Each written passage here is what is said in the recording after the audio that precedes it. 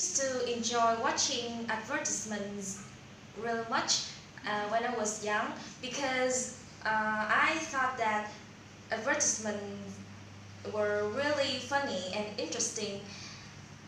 There was an advertisement of Vina milk. I think that everyone knows it and everyone remembers it. And the song was really exciting, and the picture of the cows was really eye-catching. And whenever I saw that advertisement, I danced to the song and really fun.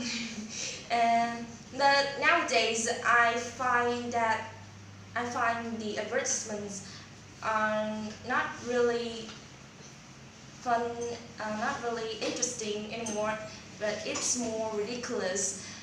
Like there is an advertisement I watched it recently about Tiki, and you should watch it on YouTube to know how ridiculous it is. Thank you for listening. Goodbye.